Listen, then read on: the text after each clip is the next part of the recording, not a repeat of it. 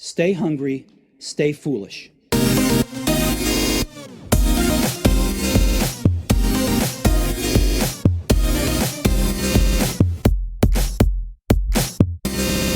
Before we launch into today's episode, I'd like to thank our sponsor, Xi. Xi is boldly transforming the future of financial services with a suite of embedded finance products, empowering businesses to manage multiple payment workflows and move funds with ease. You can check out Xi at helloxi.com.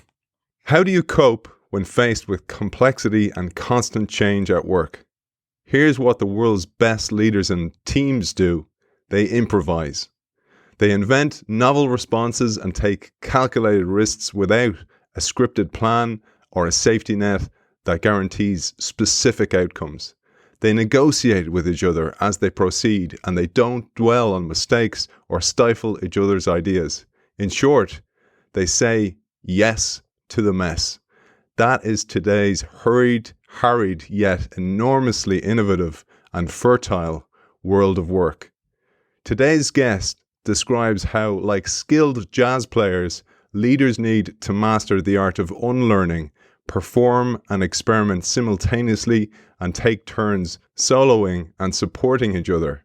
And with examples from a wide range of industries, from manufacturing to military to high tech, he illustrates how organizations must take an inventive approach to crisis management, economic volatility, and all the rapidly evolving realities of our globally connected world. It is a great pleasure to welcome the author of Yes to the Mess, Surprising Leadership Lessons from Jazz, Frank Barrett. Welcome to the show. Thank you. Thank you, Aidan. Nice to meet you. It's fantastic to have you on the show, Frank, and I've learned that you are an Irishman. We're claiming you as one of ours now. So thank you. So my Frank parents would be so happy. Yeah, Frank Barrett from Mayo. Everybody knows Frank Barrett from Mayo.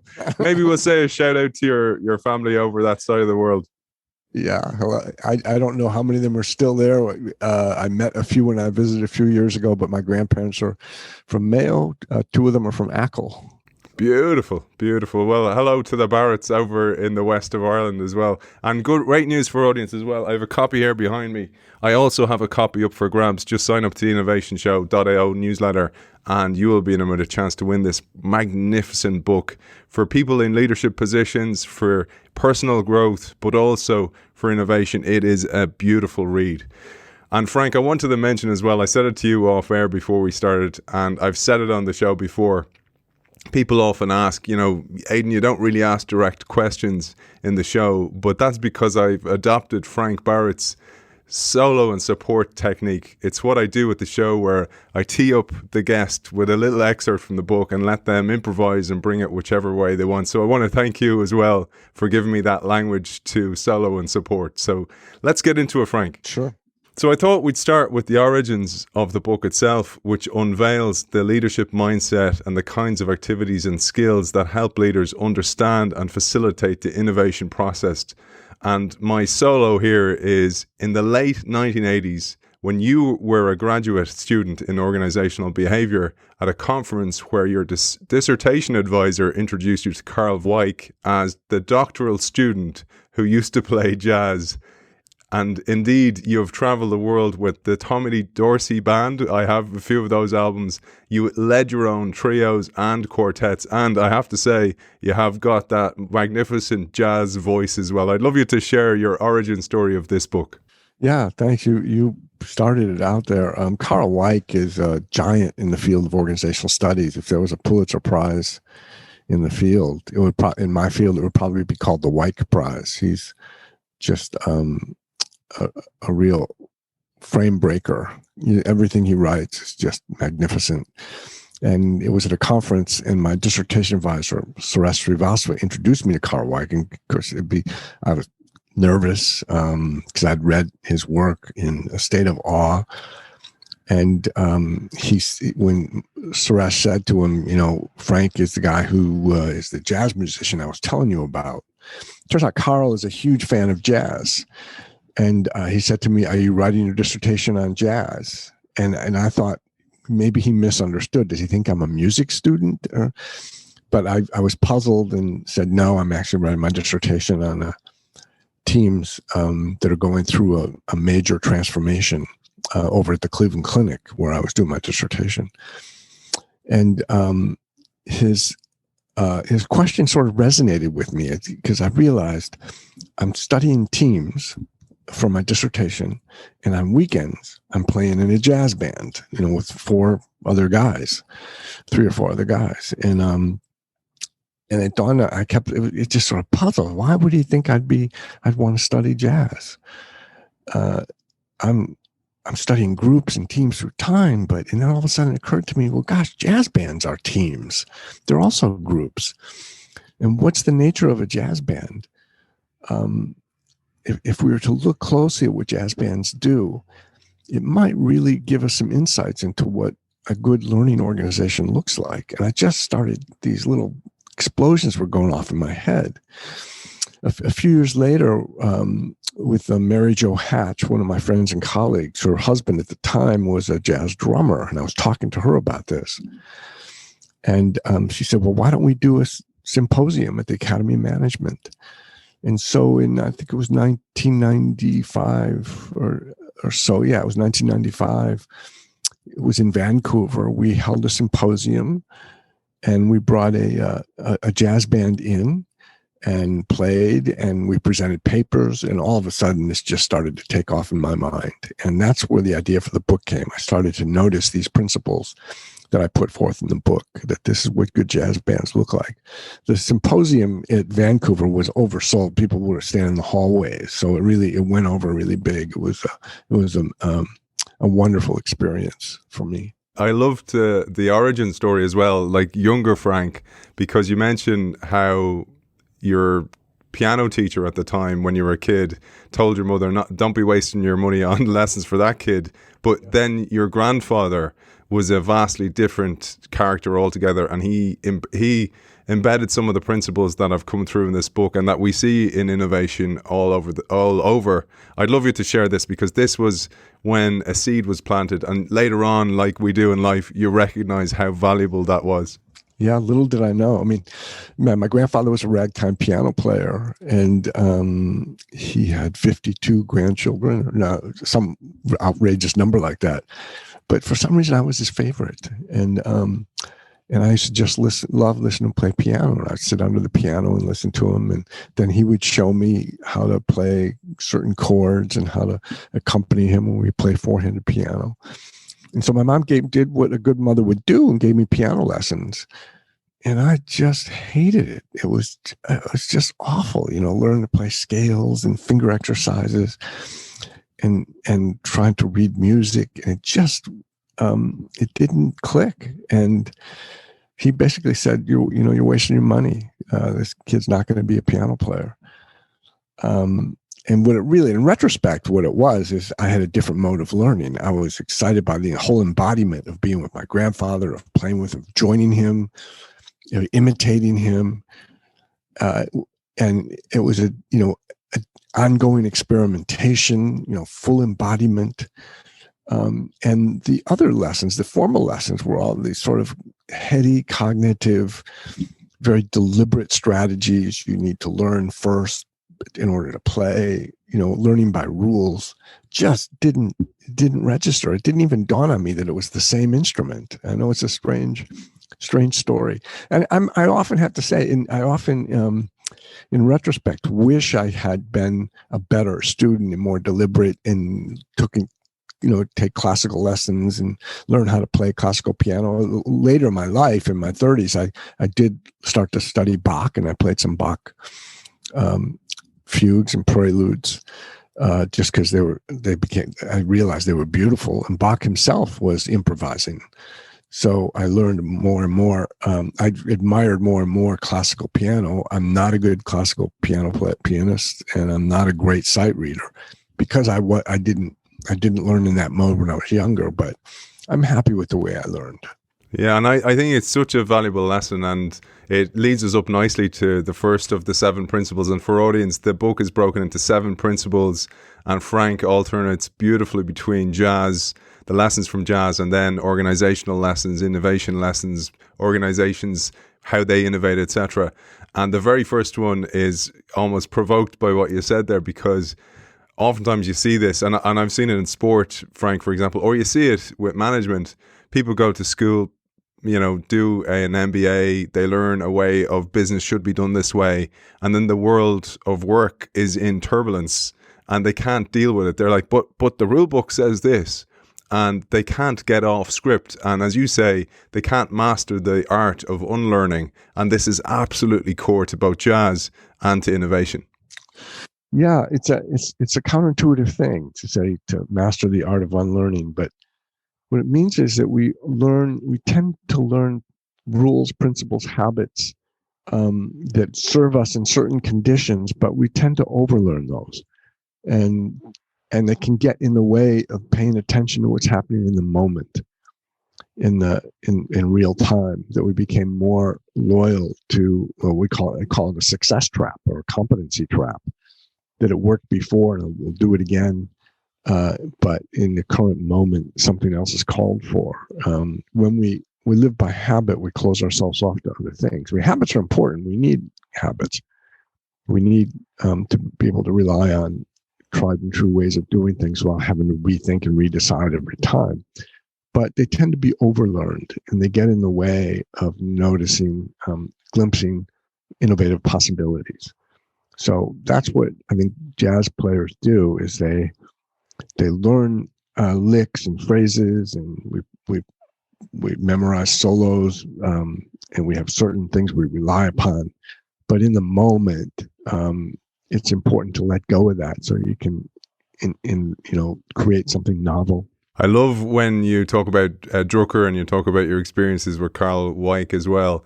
And like us on the show here, many of our audience are fans of Peter Drucker. You say here that despite the fact that your admiration for Drucker is almost boundless, you believe his conductor metaphor fails to account for the enormous ambiguity and turbulence that we're experiencing today.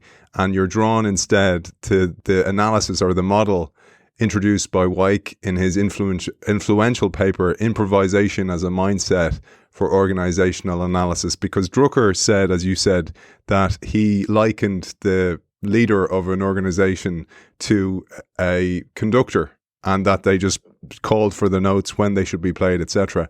But we don't live in that world anymore. And that's a real struggle also for leaders of organizations, because they've been taught that way. Back to what we talked about earlier on, they've been taught to play the scales for a rote world, but that certainly doesn't exist anymore.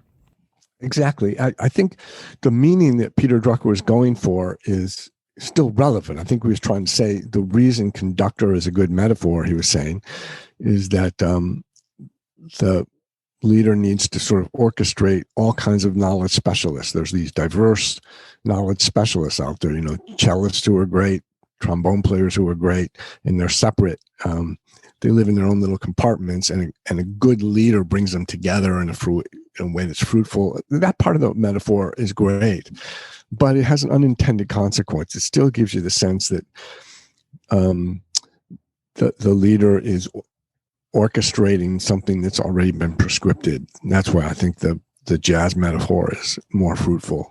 And I'm going to build on that, because I loved one of the ideas you introduced called the improv paradox. And you say here, an over-reliance on learned patterns tends to limit the risk-taking necessary for creative growth, just as too much regulation and control restrict the interplay of ideas.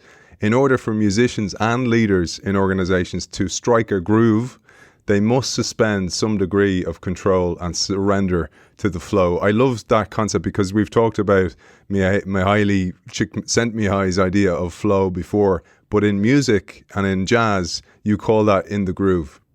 Yeah, hitting the groove is very similar to what Csikszentmihalyi meant by flow, except that it's social. It's not just the individual experience. It's when the band is in the groove, when everybody's feeling the beat at the same time in the same way, and the music's sort of taking off in ways that are surprising you in real time.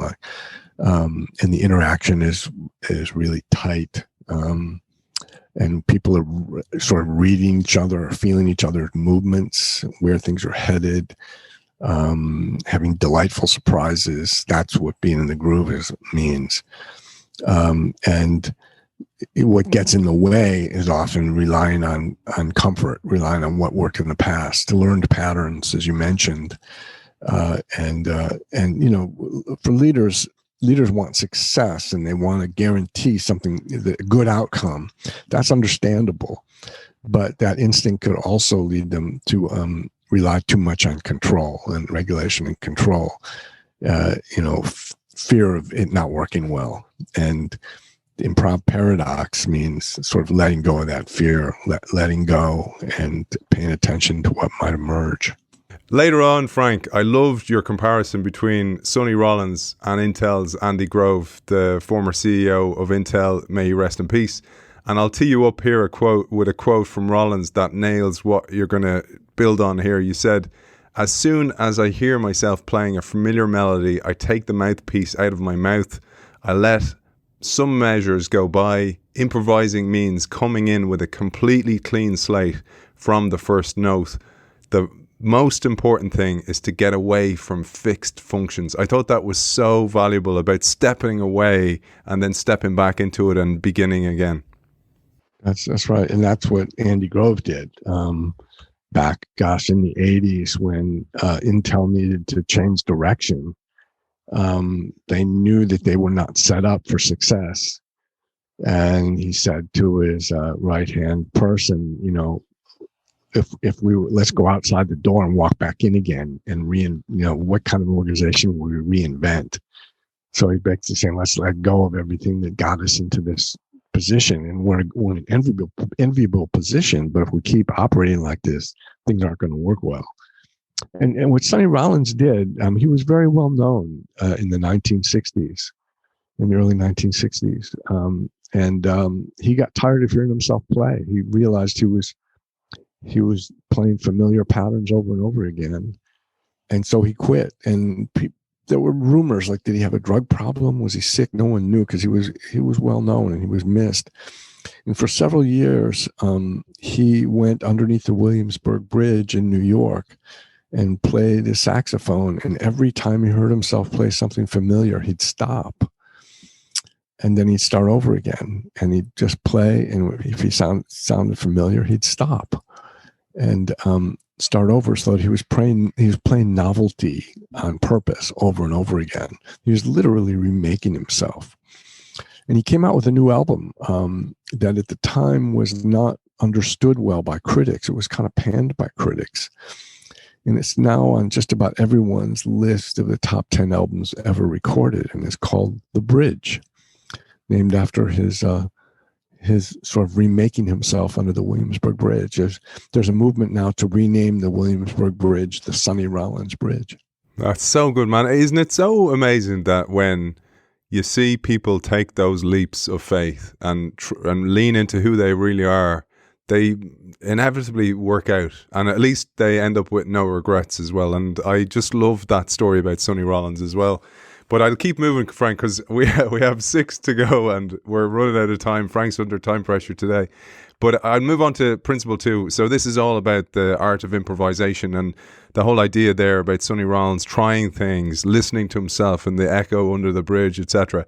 And you say here, improvisation grows out of a receptivity to what the situation offers, and thus the first move is a yes to the mess, a state of radical receptivity that all jazz musicians yearn toward.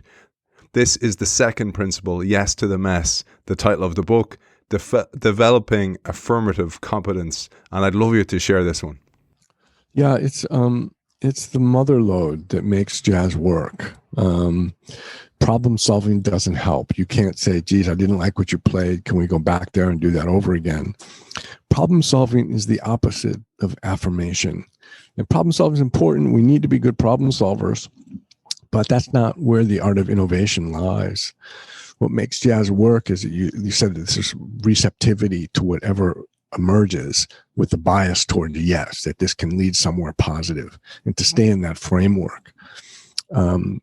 I often said that a jazz band is a community where people are perpetually saying yes to each other. It's a perpetual yes to whatever offer you're giving us. We'll see where it leads. And with a sense that whatever is going to happen in the future is going to be positive. It's a real affirmative mindset. That's I call affirmative competence. It's a hopeful image of what's possible, with a bias towards yes. And that links so beautifully back to your granddad. So that's what he did for you. He was leaning into that potential. What's Frank's potential here? I'll lean into it. I won't lean too much on his faux pas or his mistakes. I'll go again and I'll encourage him. I love that, how it links back to that all the time, Frank. I'm really glad you made that connection. With my grandfather, everything I did was perfect. I mean, I'm sure I was making mistakes all over the place, but he never once communicated to me that what you're doing is wrong and you need to get it better. Which is what was happening in my formal lessons. Is my teacher was correcting mistakes constantly. My grandfather never did that. It's like every gesture I made was beautiful, and little did I know how rich that was as a learning environment for me. It's so powerful, Frank. Because I was reading your book while my son, he's 8, he's really leaning into sport more and more, and he hadn't really shown much of an interest in sport, but he asked me to go out and throw the ball around with him, kick around, and I've been doing that. I'm just emphasizing when he's doing things right, and when he doesn't, it's not that he's making a mistake. It's like he hasn't been shown how to do it yet. But this was why I'm sharing this. It manifested then. We went to these fun escape rooms, that activity and it was a kid's version. And because I was leaning on all the things he was doing positively, he thought differently about escape rooms. So there was me, my wife, my other son, and him, and he's the youngest. And we were all looking at this, trying to figure out the puzzle. And he thought about something that none of us thought about. And it saved us so much time on the room. Like, he hacked it, essentially. And afterwards, I made that connection with him. I was like, that's because you're looking for new solutions. And it's like when we train together, you'll find something that I don't know yet. And that's always be positive about that, son. And I want to thank you for that, because you helped me make that connection as well, right back to your granddad. So let's thank your dear granddad there as well. Yeah, thank you. I mean, my grandfather was delighted in my discoveries. Kind of like what you are saying about with your son, just the presence of someone who's delighted with your discoveries rather than trying to fix your mistakes. And if you think about it, that's the way we learn language. When we are first learning to talk, our parents are just thrilled when the first time you say the word bottle. And, there's lots of faux pas along the way. But if you treated little kids like an engineer doing problem solving, we would all turn into dribbling idiots. If you say, no, it's not it's bottle. How many times I have to tell you it's bottle? That would create a tension. It turns you into a non-learner. So having someone who celebrates discovery is a life-changing experience. I think that's that lesson. If there's nothing anybody else takes from the book, it's that. It's the idea that we live in a world today that is like childhood again. We're all discovering that world. So we need that mentality from leaders in organizations and everybody. So they're not being frozen by the fear of making mistakes, which is a huge part of this book as well. But before we move on to the third principle, Frank, I love the story that you share of the positive deviants, because I think our audience are all positive deviants out there. But this was the story in the village in Vietnam from the work of David Sternin, and you share this to highlight a focus on positive outcomes, exactly what we were talking about here. I'll let you take it away. Sure. It's a fairly long story. I'll try and keep it more simple. He was working with one of the World Health Organizations, I believe from the United Nations, going into this village in Vietnam where there was a lot of children dying of malnutrition or suffering from some form of malnutrition. And the methods that they had been using to help the villagers get good nutrition were kind of like what my piano teacher was doing. Like, here's the right way to do it. Here's what you need. Here's the food. They were giving them food. And they noticed that it wasn't making much of an impact. And one day, out of frustration, David said, is there any family here whose kids are not suffering from malnutrition? And the women in the village said, yeah, down the road there, and pointed to this one woman whose kids seemed to be doing really well. And he said, let's go see what they're doing. And that's what made it a positive deviance. He said, instead of addressing all the ways we're failing in malnutrition and what needs to be fixed, let's go look at someone who's doing something innovative and study them. And the whole village went down and sat around this woman and just asked her questions. What are you doing? How do you feed your children? And they had all kinds of new insights, like how she used, was able to find, small shrimps from the river. Most of the women avoided it because it was not healthy. Well, she had learned to boil the water. She had learned one important lesson is around rice, because rice fills you up quickly. It gives you a false sense of being full. Most of the mothers were feeding their children a full meal of rice, but it wasn't enough, and they would stop eating. But this woman would give them a little bit of rice throughout the day so that it was more nourishing. And no one had known about that.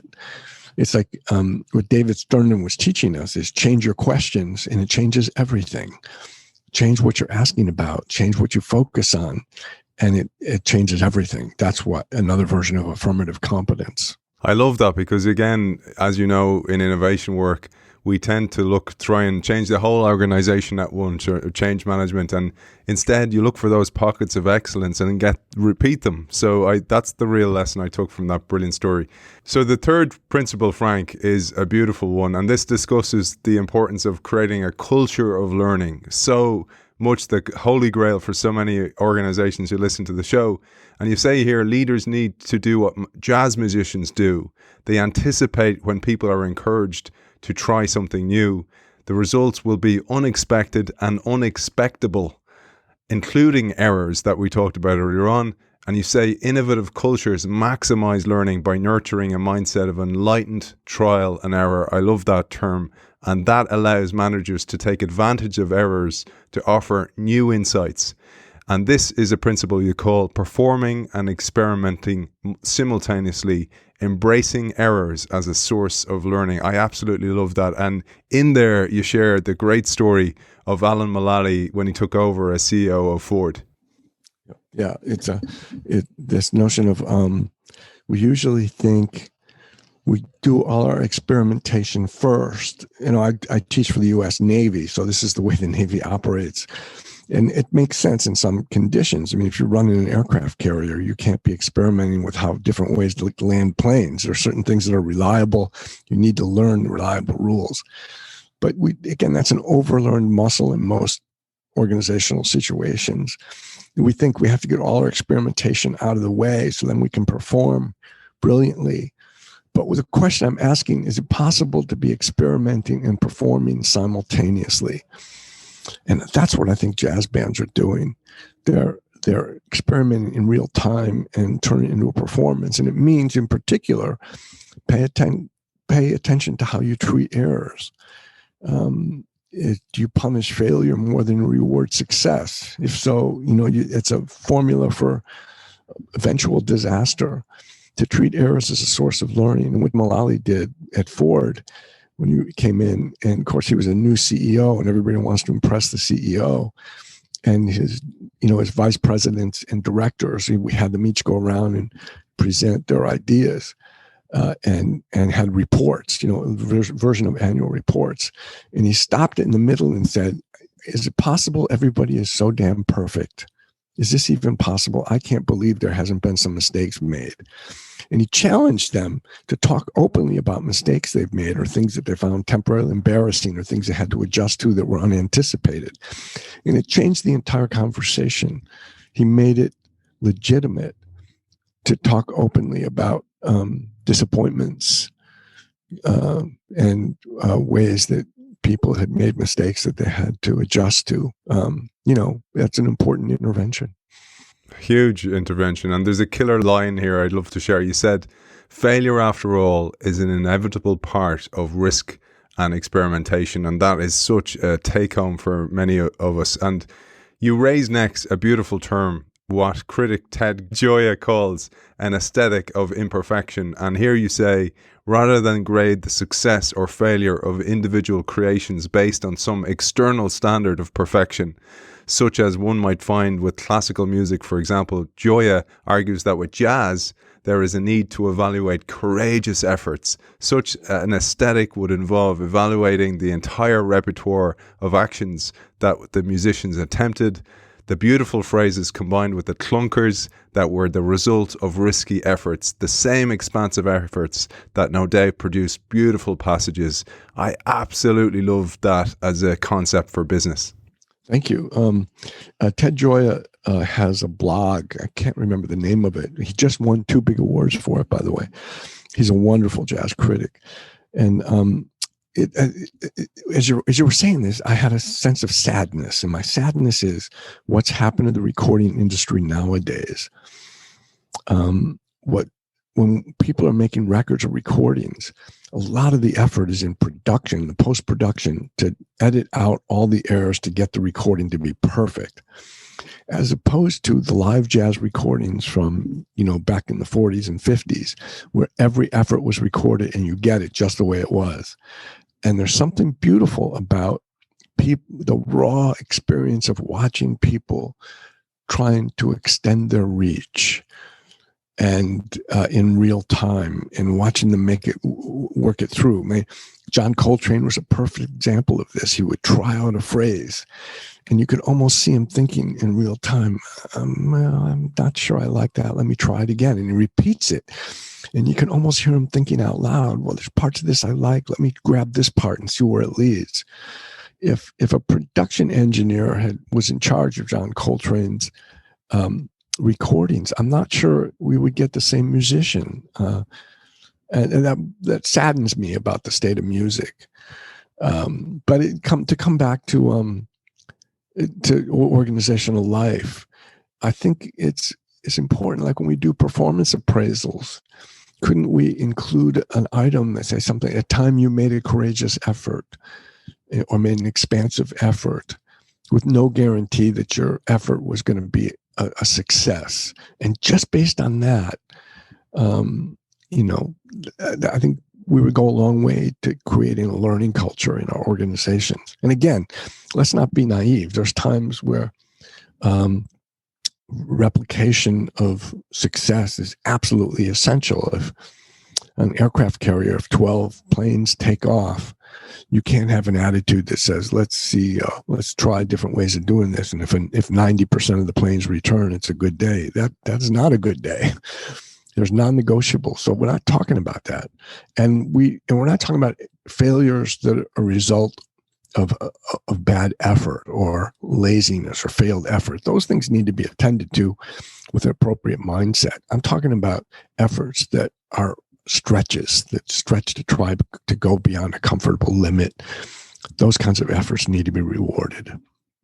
There's I don't know, have you heard, Frank, of the Crazy Penguin Award? Have you heard about this? I think it's Google who offer this. No. So you'll love this, man. It talks to what you were talking about there. So the whole idea is, if you think about when you see these images of penguins on the side of an iceberg, and they're kind of all hesitating to jump off, and then one of them will go for it. And if you put yourself into the mind of that penguin, it's like there could be sharks down there, there could be rocks, I could get impaled on a spike of an iceberg, and one penguin goes for it. So Google called this, for courageous efforts, the Crazy Penguin Award, which will go beautifully with your concept. Great correlation.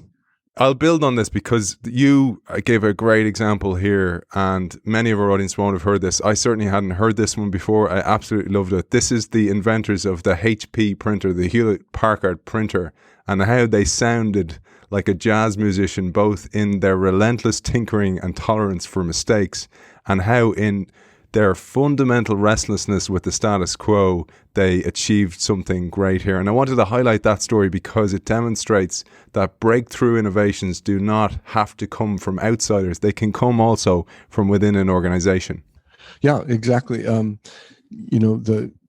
HP really reinvented the printer, but they did it by making a bunch of mistakes along the way. And engineers were tinkering with things and sharing experiments with each other. Basically, they were experimenting out loud, and it was legitimate to talk about what you're trying and what's not working. And because they kept that mindset going, they were able to get some breakthroughs. You were saying there earlier on about the listening to music where, let's call it earbrushed. It's not earbrushed out the mistakes and the beauty that can have. Like I think about people like Billie Holiday and the pain in the voice and it's that almost torturing the note that actually makes it so beautiful. And this brings me to this idea of, and you talk about athletes as well, where they're touching the edge of chaos as well.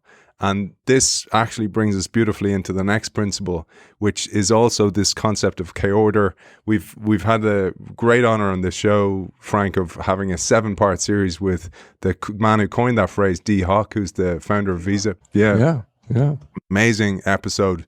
And that's at the heart of most of what he talks about. This is about minimal structure, maximal autonomy, and K-order, and this idea of complexity is at the heart of jazz musicians as well, and should be at the heart of the organization in this world that is in a bit of chaos.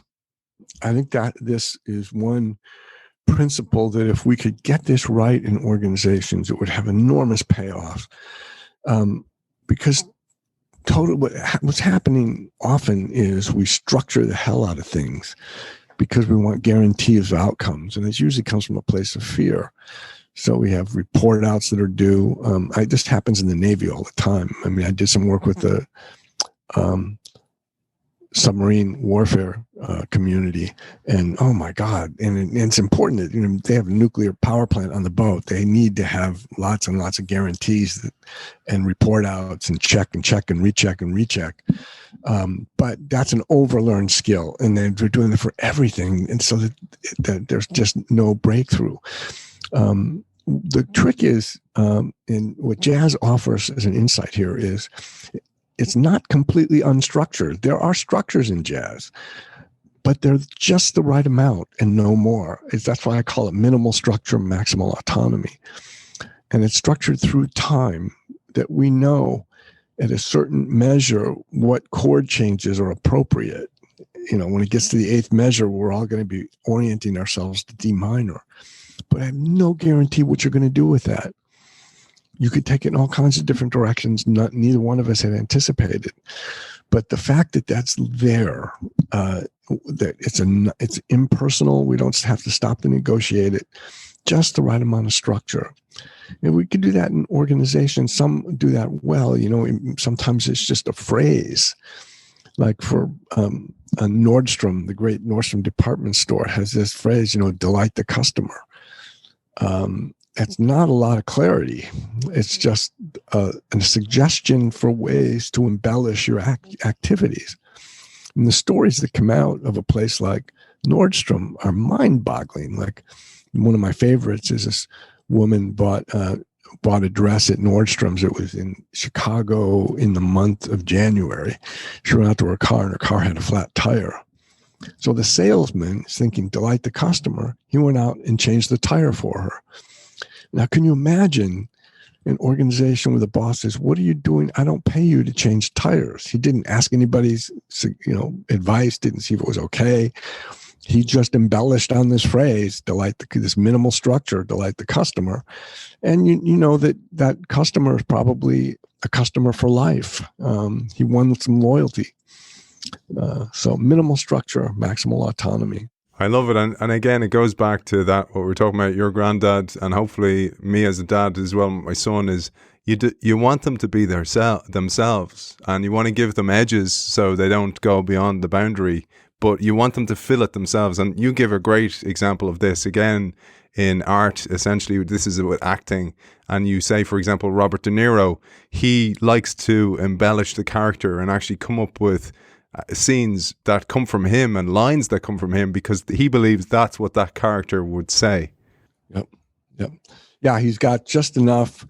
background. And the way he studies acting is now become pretty famous, but he almost takes on the character, puts on weight just like that character did, takes up lifetime habits, the way the person gets up in the morning and whatnot. What he's doing is embodying sort of the whole mindset of what that character would do. So in real time, would come out with a line that the Robert De Niro himself would never do, but able to do so because he's got the minimal structure of what this person is like, that he can branch off and modify as appropriate and create novelty. I was thinking about this, where you bring it then to the organization, because again, a lot of CEOs listen to the show, and you mentioned again your experience with Carl Weick, and he suggests that one organizational equivalent of minimal structure might be credos, visions, slogans, mission statements, and trademarks. And you give the example of FedEx, the world on time, which is broad enough for people to fill, like you were saying with Nordstrom. Because I was thinking about that, where this makes you think beyond the arena in which you compete. So you can actually look for innovations in adjacent businesses or adjacent industries, etc., and think outside the box, literally. Yep. Yeah, that's right. That's exactly right. The FedEx example, the Nordstrom's example, and then let go. That's the next move, is to let go and let people flesh out what that phrase means. And you say here as well, by saying yes to the mess and valuing the art of improvisation, leaders can create the conditions for guided autonomy. I absolutely love this language. Identifying the limited structures and constraints that facilitate coordination around the core activities. This means maximizing opportunities for diversity rather than insisting on unity or too much agreement.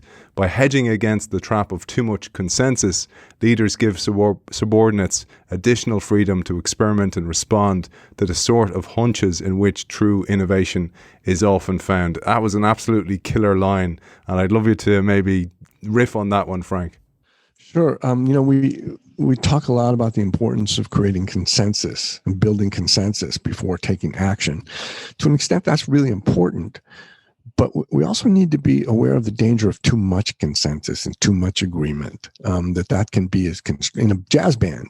Too much agreement is a disaster. You don't want too much agreement. You want just enough agreement on just the right things, just enough consensus that allows a lot of freedom to follow hunches, as you mentioned.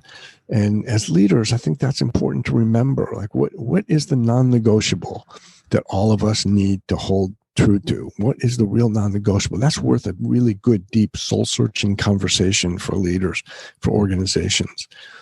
And then let everything else go.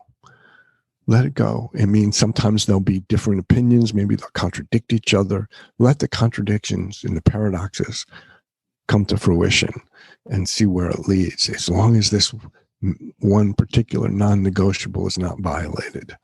That's lovely. It's such great language and mental models for people to build upon as well. And the beauty about this book is they can bring it whichever way works for them, actually, and works for their organization as well.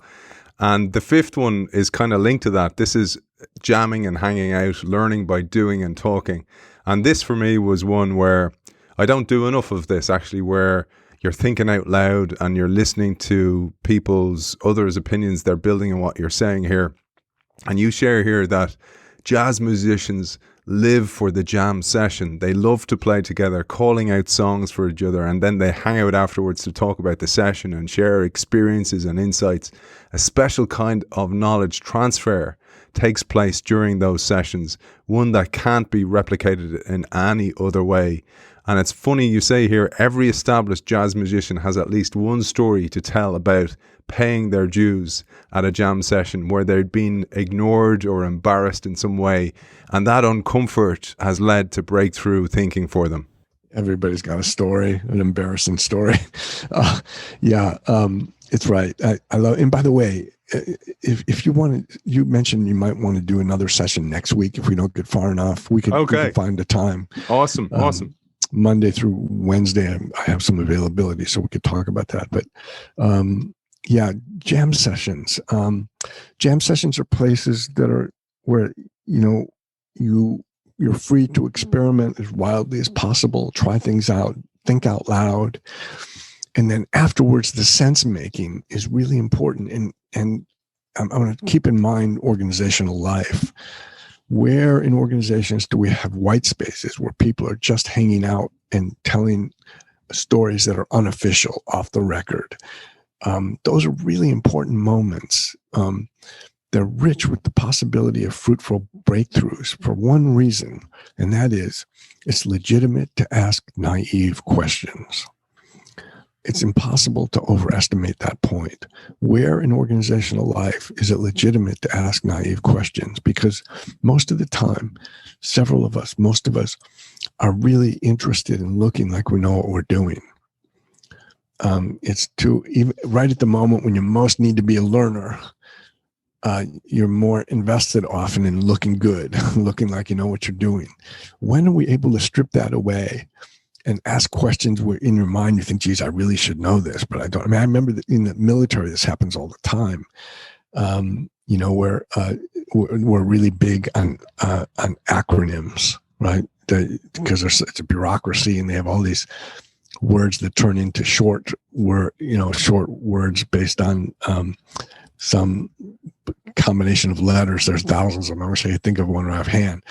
But often you see people will start using it because they hear everybody else using that word. I remember one time, it was during break, it was in the bathroom. One guy turns to another and says, "What does that mean?"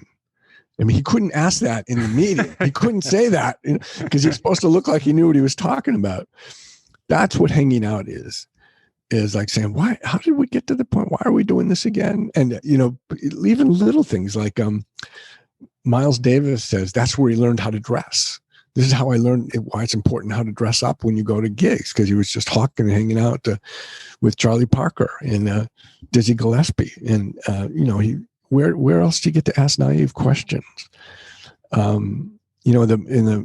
work for the Navy, and they had this executive training workshop that they would do. Actually, it's called executive training, executive education, where they brought admirals and flag officers together for 7 days or something to do some executive development stuff. And I looked at the schedule, and every single hour was filled with activity, with them getting input from some trainer, some executive coach or something. And I went to the designer and I said, geez, where's the white space? Like, where do they get to hang out? And she said, well, we have to demonstrate that it's worth it for them to come to Monterey, California to do this. We have to show that it's worth it. Otherwise, people at the Pentagon might think they came to Monterey just to go golfing or something. And I said, I think some of the most important learning is going to happen off script, because they're getting together for the first time, talking about each other's worlds. The unscheduled moments might be the breakthrough moments, and you've managed to just drive those out. And I don't think I made much of an impact, but it's an organizational habit, unfortunately, we've gotten into. You're so right, Frank, and I work in the same industry, by the way, now, and the mental model I have is I don't know if you're into plants, or you know when you water a pot plant, you can't just keep filling it. It needs time for the water to seep down to the roots, and I think about that with learning, and not just in organizations, in learning and all. You need that moment for the learning to seep in, but then, as you say, you need the cross-pollination of the ideas. Because to bring it to music as well, I took a course where I had a 10-year career as a professional rugby player, and I went and I during that time I kept learning, and I DJ'd on a Jazz FM, by the way, a radio station, a pirate radio station at the time.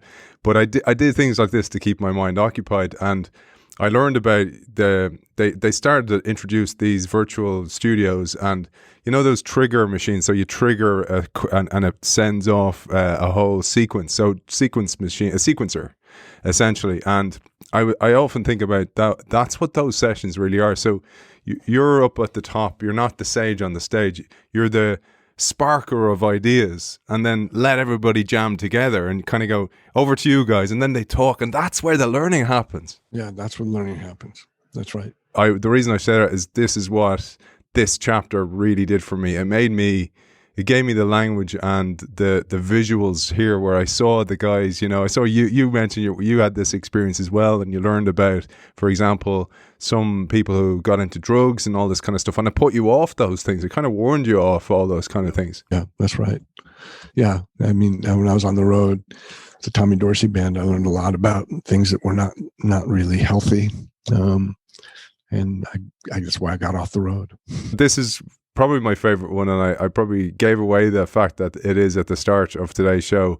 It's taking turns soloing and supporting, and this is followership as a noble calling. And again, I'll tee you up with a solo here from the book, and there's so many, by the way. My notes are so compressed here. I've tons of emails. I send myself emails, Frank, all the time, so tons of emails I've sent myself. And here you say, lead, follow, or get out of the way. That old adage pretty much sums up conventional wisdom about the corporate pyramid. At the top are chief executives who give us direction. Next come the followers who fall in line. At the base is everyone else, the ones who muddle around and obstruct the way. Little wonder that boards, investors, and other stakeholders become so fixated on identifying CEOs who can fill the role of the fearless leader, however huge the raid he or she might entail on the corporate coffers. So this is the whole idea of the CEO as the hero or the icon, and those days have to subside. Yeah, absolutely. We spend so much time on thinking about leadership, so many books on leadership. If you were just to land in an airport bookstore, you would think that Steve Jobs is a god. And there's sort of even a divine narrative around him. Say before Steve Jobs, we lived in isolated darkness. And then Steve Jobs invented the iPhone, and then there was light. It sounds like Genesis. The truth is, Steve Jobs invented nothing. What he was good at was creating a culture where people could fumble around, experiment, and he stretched them, absolutely stretched them. But that's what his gift was, I think. But the reason I call attention to this is we put so much emphasis on leaders, especially heroic leaders, that we don't have a language for followership. What does a good follower look like? What does a good follower do? We don't even have a vocabulary for it. In jazz, we do. We have a vocabulary and a whole way of being that makes followership a noble calling. We call it comping, which is short for accompany. And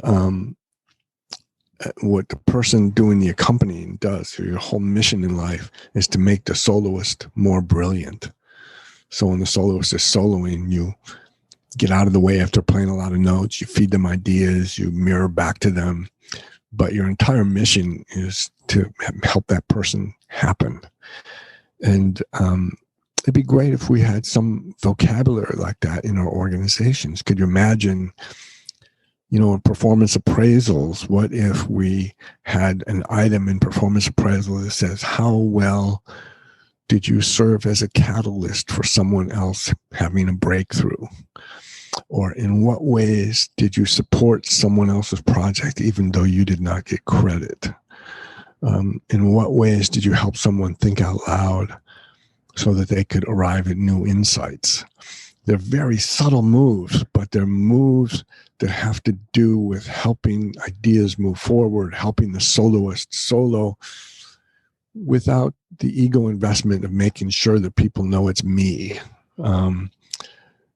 And what makes it, like I said, make it work is people take turns. There's a great study done at MIT.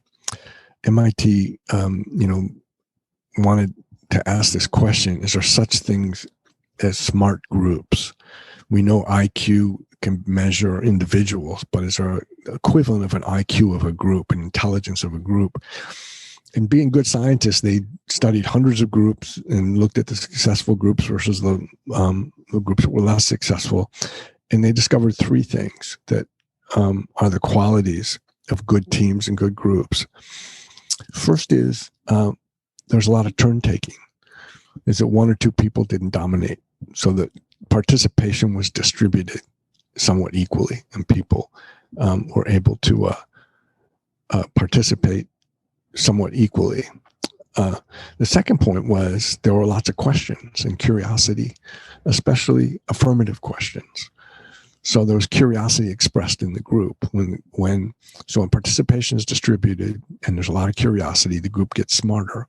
And then the third thing puzzled them because they didn't know why it helped, but they reported it. Being good scientists, they reported it.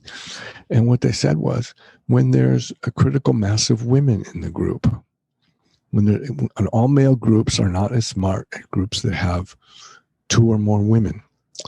And they didn't say why, because they don't know, but they just reported it. And it's a great question for us to think about.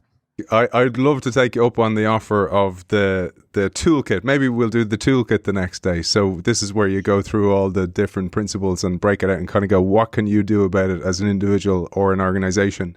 But for now, maybe we'll finish on the final principle, which is leadership as provocative competence, a beautiful phrase that you came up with, or nurturing double vision. And I loved what you said here regarding fostering a design mindset. Again, here you say, when it comes to leadership, we too often confuse authority with influence. We assume that what is important is to get authority so that you can have influence. Yes to the Mess proposes an alternative way of thinking about leadership activities, seeing them as relational moves within an unfolding context. In this model, leadership effectiveness is judged not by authority or how far up the pyramid somebody sits, but how well they work with the resources at their disposal, no matter how limited, how effectively they help free their own potential and that of others. We probably need to introduce here as well this concept that's beautiful, your idea of provocative competence. I absolutely love this. Oh, thank you. Yeah, it's my favorite chapter. I'm working on an article on that concept right now that I hope will emerge as another book. I call it double vision, which means the leader sees the person as they're behaving right now, but also is able to envision what that person is capable of, or a system or a group. They can see what's happening in real time, but can also see what's possible. And that's the start. It's important to be able to do that, but that's not enough.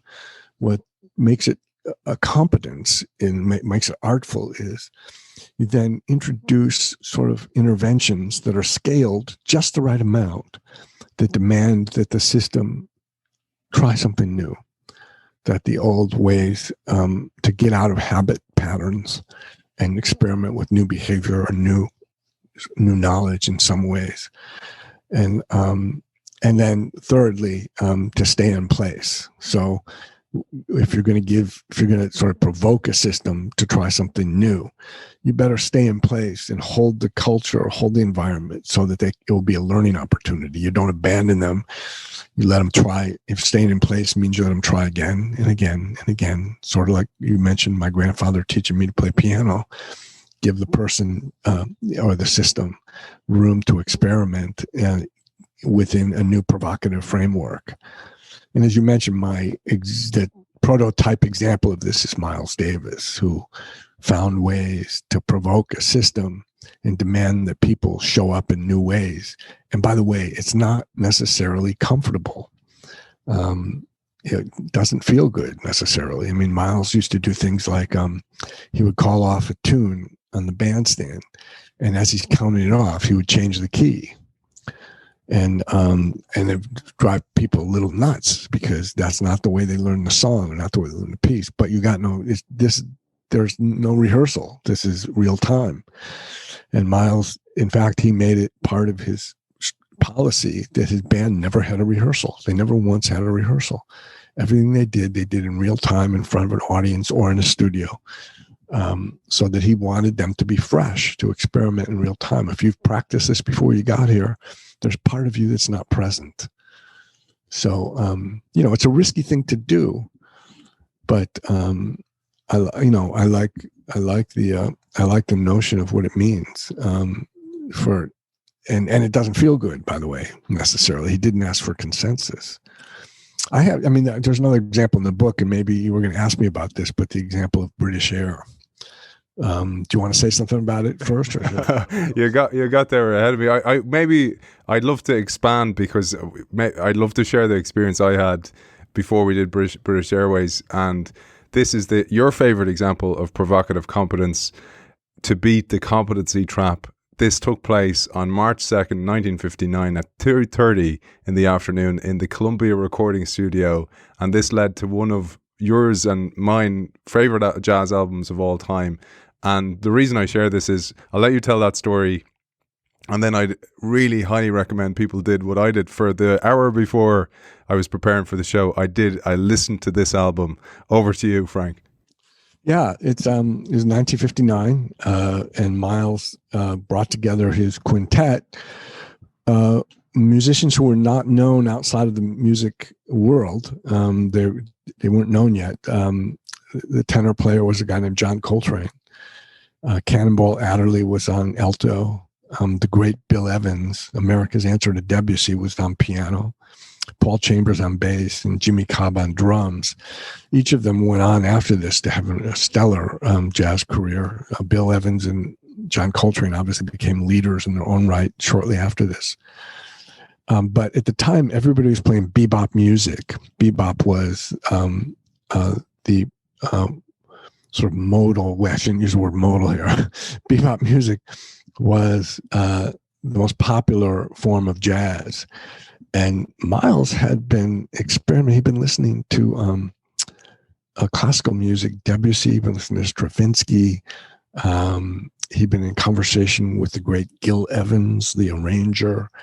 And he started to become aware of different modes. Now, modal music is a little different. It's built on fourths rather than thirds. It's quartal music, not tertiary music, and it's built on Eastern modes. So if you hear it, if we had a piano here, which I do, but I'm sure the sound wouldn't work out very well. If I thought in advance, I would have hooked my piano up through the system and I could have played it for you. So we'll just have to let that go for now. But will it take you long? Oh, let's see. Hello. No, we don't have enough time, do we? Yeah, give me a minute. Let me try. Okay, cool, man. Don't go away. Hold on. Okay. I was saying before that, let me try and schedule this so you can see the piano a little bit. Is that okay? Yeah. So most jazz at that point was bebop. So here's an example of bebop.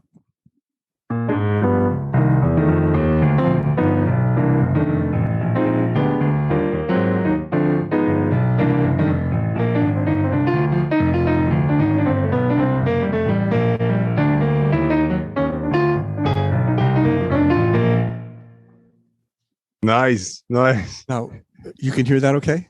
Perfect. A couple things about that. It's really fast, it's hard driving, and a lot of chord changes. And what Miles Davis did when he introduced modal music was music based on fourths. So here's what this sounds like.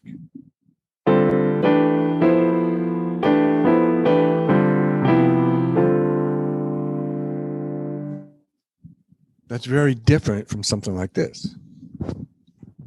Right? It's a very Eastern kind of music. And basically, on this date in March of 1959, he had sketched out in very minimal terms a piece of music that would be played in modes. And what's interesting is the musicians had never played in these modes before, and it just had some tertiary knowledge of what modes were. They didn't have it under their fingers, so to speak. But he turned to the recording engineer and he said, "Hit it." And everything you hear on this album is first takes. All the mistakes are right there, no rehearsal. And it's the reason to mention this is it's the highest selling jazz album of all time. The title of the album is Kind of Blue. And the very first piece, which I assume you listened to this morning, and maybe you want to play, it started off, you can hear them, almost see the musicians thinking out loud if you listen real closely to what's happening. It starts off with the bass player, Paul Chambers, playing this line.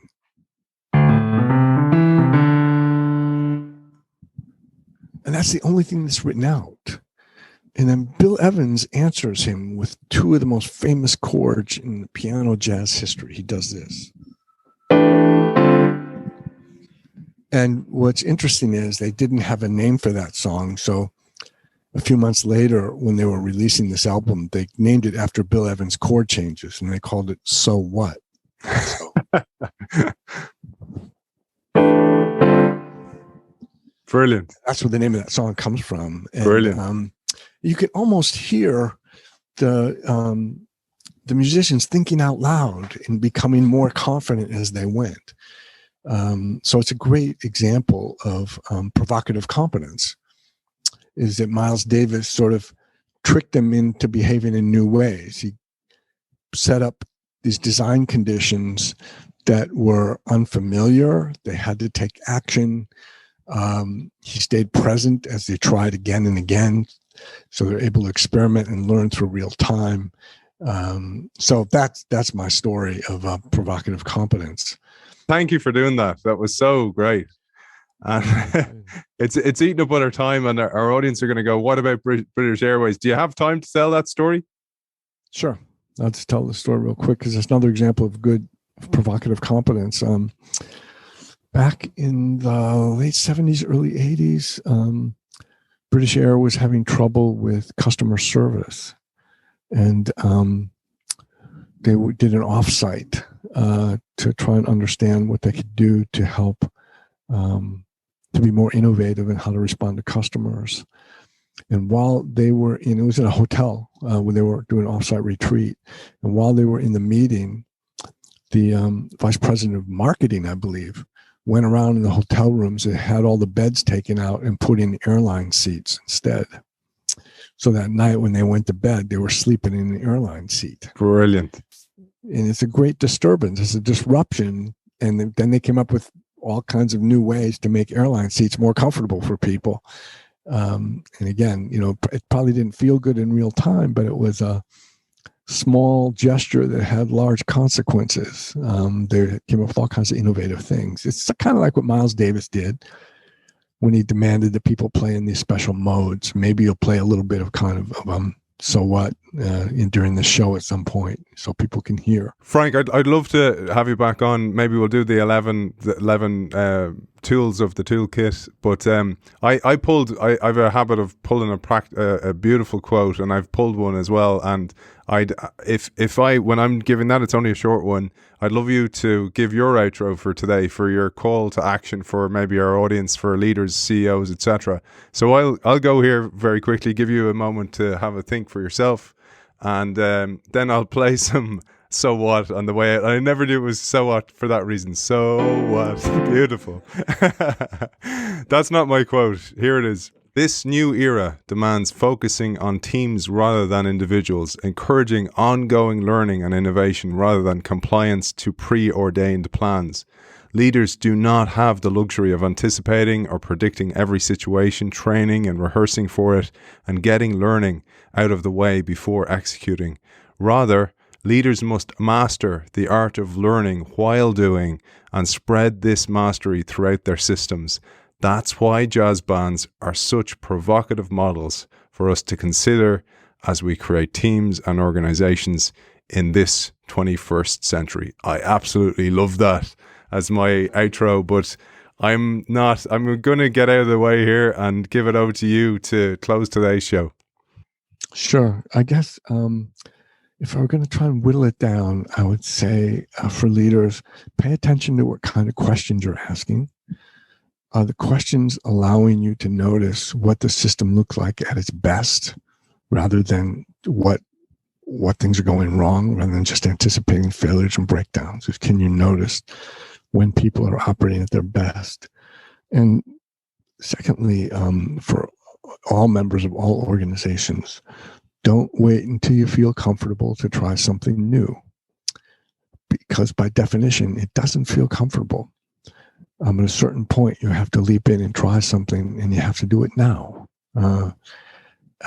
So don't wait to feel comfortable first. And Frank, for people who want to find you, where can they find you? My website is yesToTheMess.org, and look forward to hearing from people. It is a pleasure to have had you on the show, Frank. I absolutely look forward to part 2. Author of Yes to the Mess, Surprising Leadership Lessons from Jazz, Frank Barrett. Thank you for joining us. Thanks, Aidan. That was beautiful what you did as well. I appreciate it. Cool. Take care, Frank. Bye-bye. Have a great weekend. See you, man. And that's it for a wonderful episode of The Innovation Show with Frank Barrett on his book, Yes to the Mess. Don't forget, there's a copy up for grabs. Just sign up to the innovationshow.io newsletter and you will be in with a chance to win a hard copy of this brilliant book. I really, really enjoyed it. Looking forward to part 2 as well.